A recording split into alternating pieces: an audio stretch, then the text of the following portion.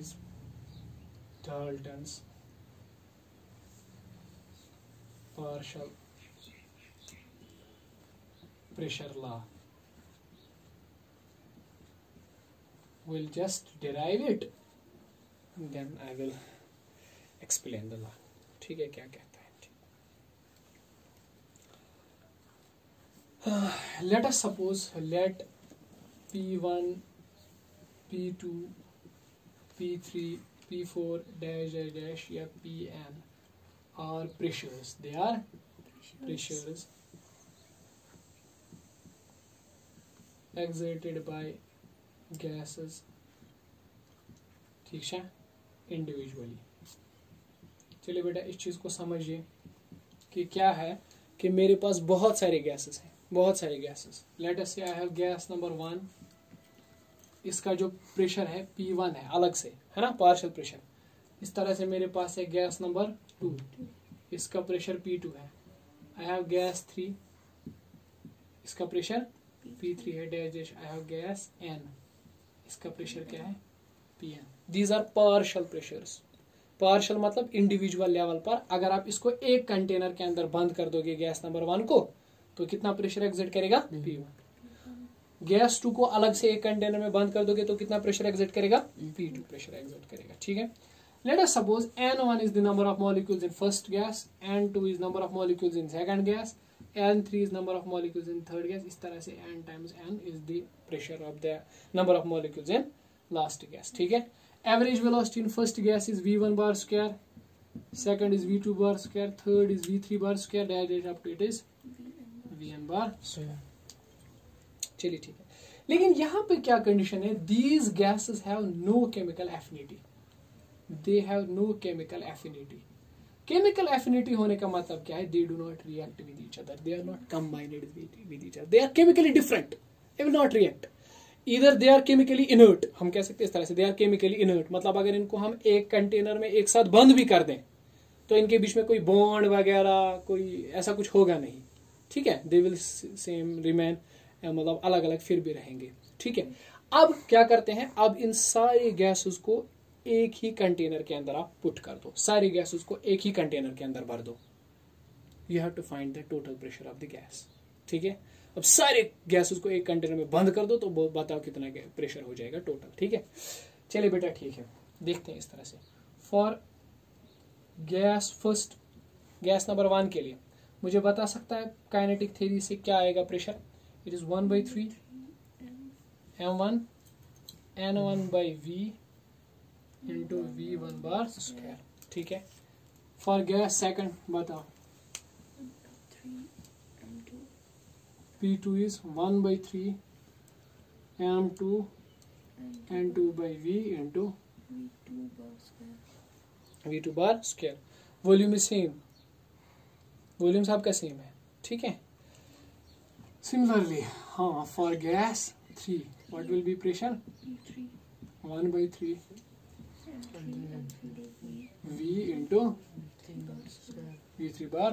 Similarly we can do for other gases. ठीक second की है ना. देन मुझे बताओ अगर मैं इन सब का सम लूंगा, मतलब मैं क्या कह रहा हूँ, मैं आपको कह रहा हूँ कि मैं सम लूंगा इनका P1 plus P2 plus P3 dash dash and so on है सबका सम. तो वो क्या आएगा? शाबाश टेल मी.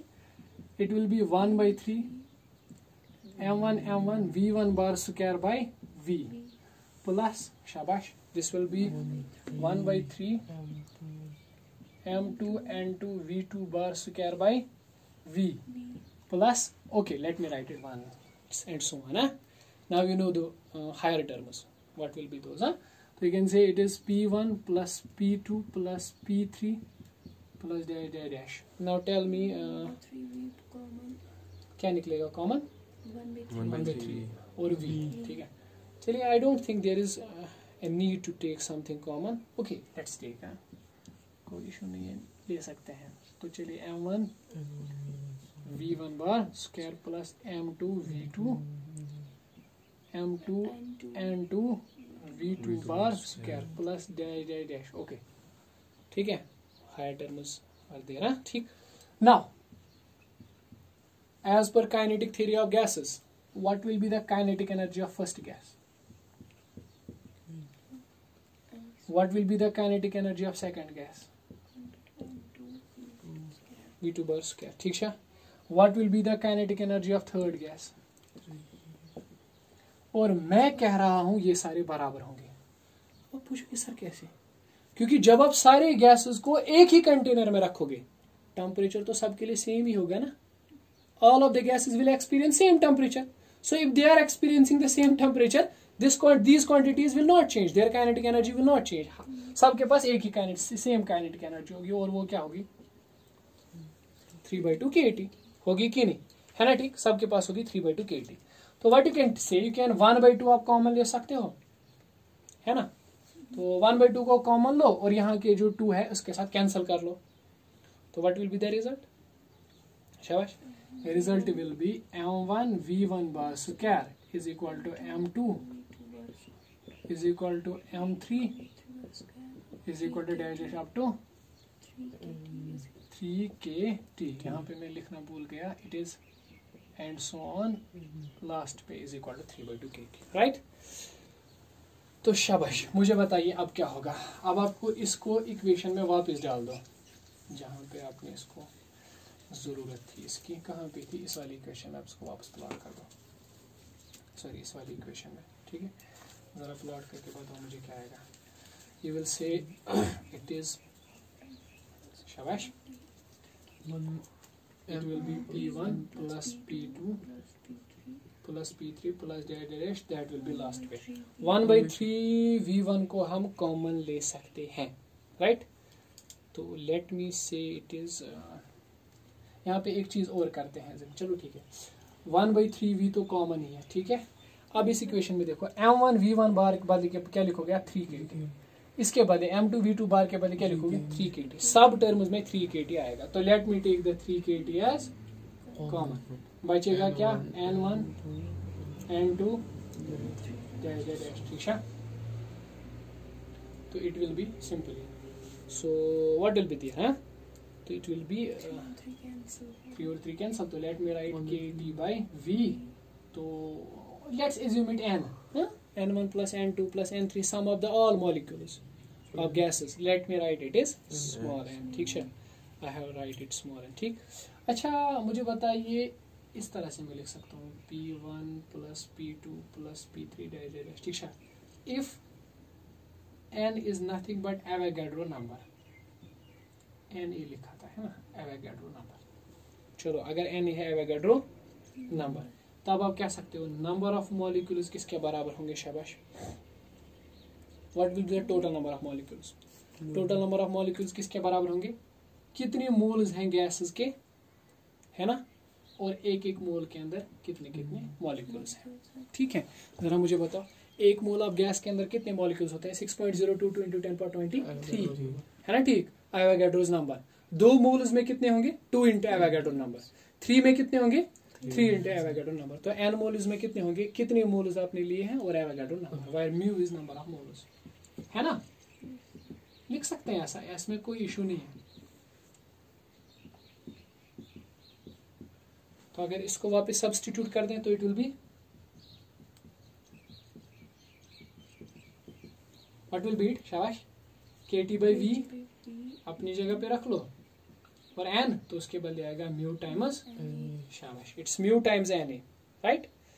तो I think there we can do something extra. We can do something which we say like this way. Let's say we have this k into na. What's k into na? Remember the relation? Relation अभी जो बताया था, k और r के बीच में relation, Boltzmann constant और universal gas के बीच में रिलेशन जो बताया था. तो उसको देखो, k और na r के बराबर आएगा, है ना. RT by v और साथ में म्यू. मैं लिख लेता हूँ, कोई इशू नहीं. यहाँ पे अभी कहा था मैंने k is r by na. तो simply r is k into na, है ना. ठीक. तो बस, तो it will be P1 plus P2 plus dash. Right. Now tell me one thing, what is this mu R T by V? शाबाश। Have you heard about ideal gas equation? ये उसी तरह की कुछ इक्वेशन है। आइडियल गैस इक्वेशन क्या है? P V is NRT, तो P is what's n? Number of moles. तो what is mu? Number of moles. R into T divided by volume V, है ना ठीक? तो ये क्या है? आप बोलोगे sir this is the total pressure of the gas, है ना? This is total pressure of the. तो इसको कैसे लिख सकते हैं हम लोग? पी, राइट, इसको लिख सकते हैं P. So you can say P1 plus P2 up to total pressure of the gas is equal to sum of partial pressures. ठीक है, मतलब अगर आपके पास गैस था, सारे गैसेस का प्रेशर P1, एक पहले का प्रेशर P1 था, दूसरे का प्रेशर P2, तीसरे का pressure P3 dash up to Pn। तो जब आप उन सारे गैसेस को एक ही कंटेनर में बंद करोगे, the total pressure will be the sum of partial pressures. इसी को कहते हैं हम लोग क्या? Dalton's partial pressure law. ठीक है, आप इसका स्टेटमेंट नोट कर लीजिएगा। ठीक है, मतलब सिंपल में ये है कि the total pressure exerted by the mixture of gas, शाबाश, मिक्सचर ऑफ गैस। लेकिन वो कौन से गैसेस होते हैं? Which do not interact with each other, they are chemically inert to each other, they don't chemically react with each other, is equal to sum of partial pressures exerted by the gases separately, अलग अलग। अगर partial pressure क्या होता है? अगर gas को अलग ले लेते तो अलग से वो कितना प्रेशर एक्सर्ट करता, राइट? तो अब हम लास्ट पॉइंट पे आते हैं। The last law is which is called as Graham's law of diffusion. Now this is important. This will be the last point of today's lecture. It is the Graham's law of diffusion. Graham's law of diffusion है क्या? असल में you know about diffusion. Diffusion means spontaneous mixing of the gases. I think you have heard this term in thermodynamics. कि diffusion क्या होता है? Diffusion means spontaneous mixing of the gases. जब दो gases को आपस में मिलाते हैं तो वो खुद से एक दूसरे के अंदर मिल जाते हैं, ठीक है, मिक्स अप हो जाते हैं, ठीक? तो उसको बोलते हैं डिफ्यूजन। और ये प्रोसेस जो होता है बिल्कुल स्पॉन्टेनियस होता है, ठीक है? तो ग्राम्स लॉ ऑफ डिफ्यूजन क्या कहता है? ठीक है बेटा, देखो तो ग्राम्स लॉ ऑफ डिफ्यूजन कहता है, तो let me right it heading, it is grams law, GRAHMS, grams law of diffusion.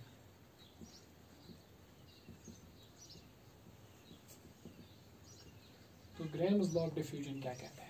Grams law of diffusion कहता है, अगर इस तरह से देखो बेटा, अगर आपके पास दो गैसेस होंगे, गैस नंबर ए,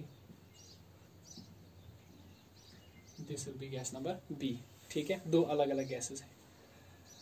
तो इस गैस की जो डेंसिटी है रो है, इस गैस की जो डेंसिटी है रो प्राइम है, ठीक है, रो डैश रो प्राइम का, ठीक। तो दोनों गैसेस का प्रेशर पी है, P is the pressure of this gas, P is the pressure of this gas. Similarly दोनों का प्रेशर सेम है, सिमिलर प्रेशर है। तो दो गैसेस को क्या करेंगे? They are allowed to diffuse. Let two gases diffuse in each other. Let us suppose the gases will diffuse into each other. Then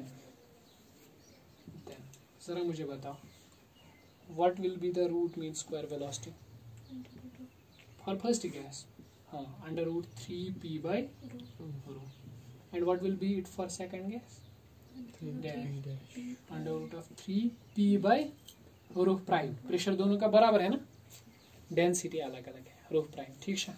तो take their ratio. What will be the ratio? I think it is, you can take the ratio, it is VRMS divided by VRMS prime. तो simple, 3 rho and 3p and 3p will go. हाँ, तो what will be there? It will be root of rho prime by rho. ठीक है ना? तो simple है। तो मतलब कि rate of diffusion, velocity of diffusion for a gas is inversely proportional to its density. पहले वाले गैस की जो रेट ऑफ डिफ्यूजन है वो इनवर्सली प्रोपोर्शनल है उसकी डेंसिटी के, दूसरे वाले गैस की जो स्पीड है, डिफ्यूजन रेट है, वो इनवर्सली प्रोपोर्शनल है उसकी वेलोसिटी के। इसी को बोलते हैं grams law of diffusion. Done.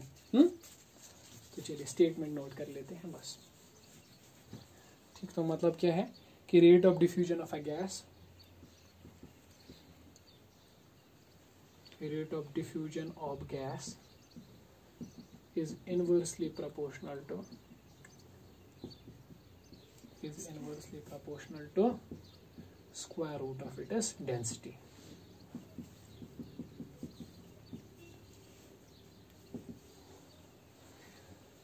Square root of it is what? Density. तो you can say simply, अगर इस तरह से नहीं लिखेगा कोई तो आप कह सकते हो इस तरह से VRMS by T divided by VRMS prime by T is equal to root of rho prime by rho. तो आप कहोगे सर ये T क्या है? T is the time. T is the time. देखो ना, it is velocity per unit time. मतलब हो गया ना rate of diffusion. This is rate of diffusion for the first gas and this is rate of diffusion for the second gas. and क्या है? Inversely proportional है कि नहीं? पहली गैस की रेट उसकी इनवर्सली डेंसिटी पर डिपेंडेंट है, दूसरी गैस की जो रेट है वो इनवर्सली प्रोपोर्शनल है उसकी डेंसिटी के, ठीक है कि है ना. So this is simple. या आप सीधा लिख सकते हो, चलो ठीक है, या आप लिख सकते हो row by row dash by row prime हमें निकला था इसके बराबर भी, तो कोई इशू नहीं. VRMS by VRMS prime. Now you में आस्क क्या क्वेश्चन, सर आपने खुद से ही टी यहाँ पे रख दिया तो इसका कोई इफेक्ट नहीं है, टी और T will cancel again, the expression will remain same, ठीक है कि नहीं. तो यहाँ पे आप हमेशा याद रखोगे कि जो रेट ऑफ डिफ्यूजन होती है गैस की वो इनवर्सली प्रोपोर्शनल होती है उसके डेंसिटी पे, ठीक है कि नहीं, है ना. ठीक, तो this is very important and we call this as what the Graham's law of diffusion, ठीक है कि नहीं, है ना. ठीक, तो this is all about today's class. ठीक, will discuss degrees of freedom in upcoming lecture इंशाल्लाह, ठीक है. तो चलिए ठीक है.